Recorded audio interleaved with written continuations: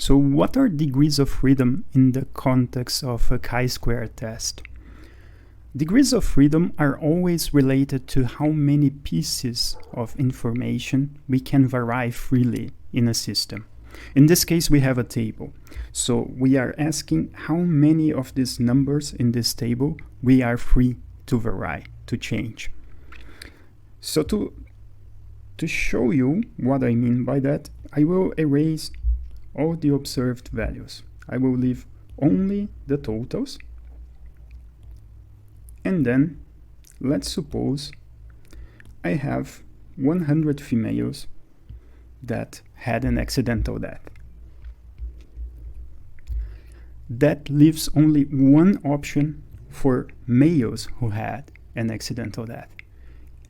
It has to be 1098 because accidental deaths of males plus females has to be equal, the sum of them has to be equal to 1198. And the same occurs to the other causes of that.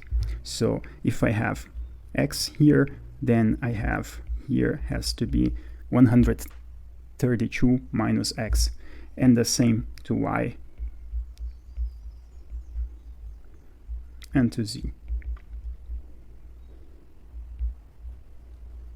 And here as well, I have 793, but since I already defined these four numbers here, this one,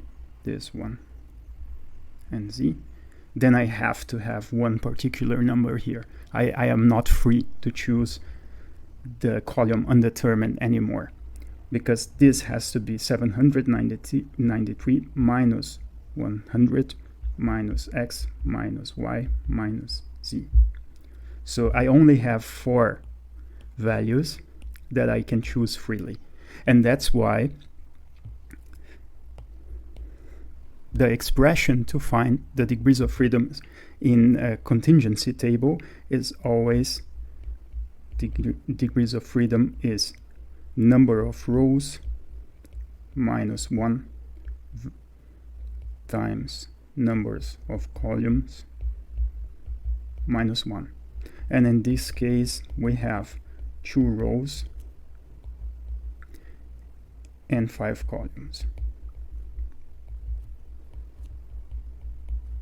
So we have 4 degrees of freedom, or 4 cells where we can choose and vary the value. And after we choose these 4 values here, the others are dependent on them. We are not free anymore.